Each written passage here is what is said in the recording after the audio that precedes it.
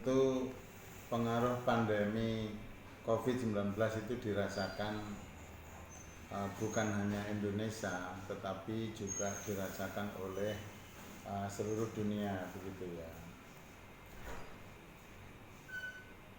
Kaitannya dengan pertanyaan bagaimana dengan perekonomian Jawa Timur, gitu ya.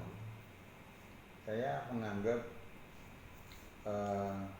Jawa Timur masih merupakan central of gravity daripada pebisnis di Indonesia, gitu ya. Setelah Jawa Barat ya, yang mulai banyak kepadatan ya. Di Jawa Timur infrastrukturnya sangat memadai. Kabupaten kota di Jawa Timur banyak yang terhubung, dan kita juga memiliki sumber daya yang sangat baik, gitu ya, di bidang jasa, perdagangan, investasi, wisata. Jawa Timur sangat memberikan peluang bagi para pebisnis, apakah dia merupakan investor, apakah dia pedagang, apakah dia merupakan agen-agen penjualan ya, di bidang wisata, di bidang perdagangan. Jawa Timur menjanjikan lah, bagus. Kita memiliki angkatan kerja yang cukup banyak, sekitar 26 juta dari total penduduk Jatim 40 juta ya. Kita sebagai Ketua Umum Advokasi Jatim, Aliansi Pendidikan Vokasi Jawa Timur, memberikan dukungan melalui Productivity Center ya. Productivity Center itu memadukan kawan-kawan yang membidangi pendidikan vokasi, mempertemukan dengan dunia perdagangan dan industri, begitu ya. Kita Advokasi Jatim turut mencetak SDM unggul berkualitas. Ini merupakan jawaban dari semua pihak yang berkecimpung di dunia bisnis. Di satu sisi ada tuntutan setiap tahun UMK harus naik, tapi di sisi lain selama pandemi ini permintaan juga relatif pasang surut. Ada yang mengalami peningkatan di sektor-sektor seperti agrobis, ICT, chemical, kemudian bidang-bidang yang berkaitan dengan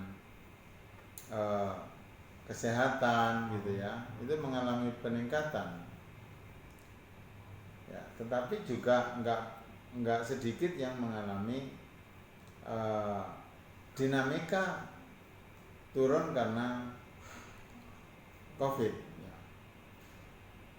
Oleh sebab itu, menciptakan SDM unggul berkualitas dengan meningkatkan produktivitasnya bisa mengimbangi kenaikan UMK setiap tahun. Bagaimana pendekatannya? Pendekatannya adalah, ya kan, kalau UMK-nya naik, katakanlah kali ini 5%, tetapi permintaan dan juga dinamika ekonomi ya yang mengalami penurunan selama Covid, nggak mungkin perusahaan bisa survive, bertahan baik apabila dituntut upahnya tinggi tetapi produktivitasnya nggak meningkat. Oleh sebab itu, semua pihak harus turut bertanggung jawab. Apa tanggung jawabnya masing-masing? Akademisi bisa kita libatkan melalui riset-risetnya. Bisa dipertemukan dengan dunia industri sebagai R&D, Research and Development-nya, sehingga perusahaan-perusahaan diuntungkan. Tinggal pesen, ya toh, penelitian apa dia bisa implementasikan. Lalu B-nya, bisnis. Bisnisnya diuntungkan karena pekerja yang UMK-nya naik tadi, produktivitasnya naik, sehingga ongkos satuan produksinya masih tetap bisa bersaing walaupun upahnya naik gitu, tujuannya gitu. Lalu membuka pasar lebih luas. C-nya community termasuk pekerja dan pelaku-pelaku pers ya, percetakan, radio dan seterusnya ya, online. Ini bisa menyeimbangi. Kalau dari sisi pekerja, UMK-nya diberikan peningkatan, ya tolonglah lebih semangat, lebih giat, lebih ini gitu kan ya. Nah, jadi supaya ongkosnya nggak meningkat gitu.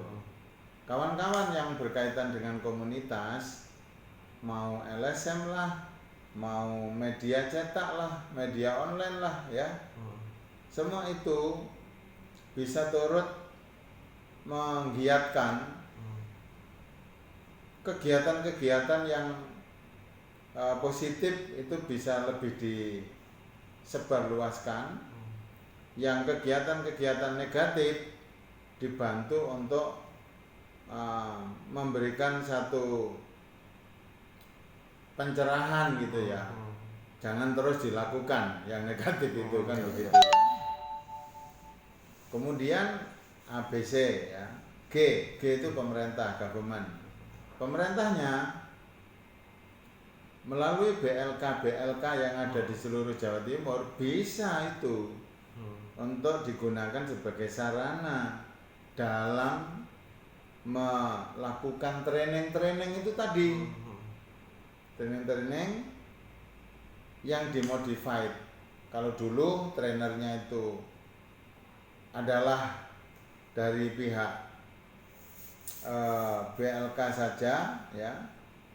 Sekarang trainernya itu dikombinasi dengan pelaku industri per sektor itu gitu ya. Maksudnya kebutuhannya bisa didesain harus berapa, kalau ongkosnya naik sekian ini berapa produktivitasnya harus dihasilkan gitu loh Mas. Itu yang perlu dilakukan semua pihak. Lalu bagaimana dengan perbankan? Perbankan yang sudah banyak program-program penyaluran dana melalui KUR, melalui relaksasi, melalui restructure, melalui rescheduling ya, di dalam penyelesaian kewajibannya itu juga memberikan dukungan. Syukur-syukur bunganya terus ditekan ya, sehingga kinerja bisnis bisa lebih kompetitif. Nah, juga terbuka peluang bagi pelaku-pelaku usaha di sektor properti, itu sudah seharusnya melakukan pengadaan industrial park, industrial estate, itu diutamakan sewa Mas, ininya sewa bukan beli gitu maksudnya. Dengan sewa, maka bisnis propertinya itu tumbuh, penyewanya jadi punya kemampuan, ya kan? Lalu kemudian CAPEX-nya ya, capital expenditure atau investasi di awalnya perusahaan itu menjadi ringan. Ini yang diharapkan. Itu kolaborasi yang diharapkan dari ABCG tadi dalam menyelesaikan masa pandemi. Bisnis tetap berjalan. Ya. Pesan-pesan terhadap pemerintahan apa Pak harapannya Pak? Seperti yang tadi kita sampaikan, pemerintah sudah saya lihat banyak memiliki satu layanan-layanan yang adaptif, saya bilang. Di masa pandemi banyak memberi, banyak menggelontorkan APBN-nya bagi kesehatan masyarakat. Ya, itu terus bisa dijalankan. Nah, tinggal nanti mengontrol supaya tetap dibuat tapi tepat sasaran. Jangan yang menerima orang yang sudah kaya, gitulah, intinya begitu. Siap. Ya, Pak. Terus yang terakhir Pak, dari debat itu kan terlihat ya masing-masing paslon mereka pada fokus bagaimana yang satu menyampaikan lontaran kritikan-kritikan, ya, sedangkan yang maksud saya itu yang kedua ya, melakukan kritikan-kritikan gitu ya. Sedangkan yang ke satu menyampaikan optimisme begitu kan yang kita lihat. Nah, di sini masyarakat kan bisa menilai gitu ya. Marilah kita melakukan kampanye secara sehat, produktif pada para paslon itu, ditonjolkan program-programnya, dan kalau sudah terpilih siapapun itu ya harus konsisten dengan apa yang dijanjikan begitu. Karena saya lihat yang menjadi jualan mereka misalnya surat hijau gitu ya. Surat hijau di sisi lain paslon 1 sudah sangat menjelaskan, sudah dilaksanakan kaidah-kaidah penyelesaian surat hijau di dalam tata cara hukum pemerintahan, mana yang luasan 250 meter ke bawah sudah boleh diurus menjadi sertifikat kan begitu ya. Sedangkan yang lainnya di atas 250 meter persegi harus berkomunikasi dengan pusat. Ya, ini sudah menjadi pembahasan. Pasar juga sudah menjadi satu komoditas di dalam kampanye mereka gitu ya. Saya lihat memang kalau bicara pasar turi ya, memang pasar itu harus diselesaikan karena nyatanya memang sudah dibangun sih, bukan belum dibangun ya. Sudah dibangun tapi terjadi sengketa ya antara mereka. Ya, tinggal itu nanti legalnya melakukan addendum ya, harusnya sudah bisa selesai. Kalau legawan dari semua pihak itu diperlukan, ya investornya, ya pedagangnya kan gitu kan. Juga pemerintahnya duduk bersama lakukan addendum, insya Allah selesai. Pasar-pasar juga sudah banyak kan yang direvitalisasi.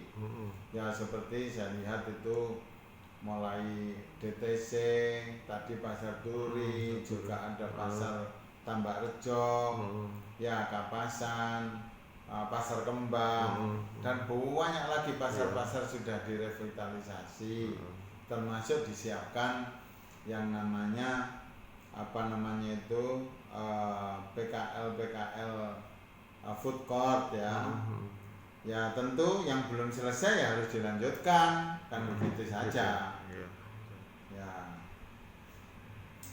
di situ saya bisa melihat bahwa kemauan dari paslon itu sebenarnya ya sama, tujuannya kan bagaimana mensejahterakan rakyat. lebih baik lagi dari sekarang. Iya. Kan begitu. Hanya saja bedanya karena di situ yang paslon kedua itu penantang, mereka diwarnai dengan kritikan-kritikan yang mana kritikannya belum tentu benar gitu, karena setelah dijelaskan oleh paslon 1. Nah, paslon 1 dengan optimis bagaimana melanjutkan yang belum dilaksanakan. Di sini nanti para pemilih sudah bisa ngerti, oh anak-anak milenial kemungkinan kemana, orang-orang tua yang belum dapat informasi sebagian mau kemana gitu ya. Saya yakin ini akan berjalan lancar lah. Ya.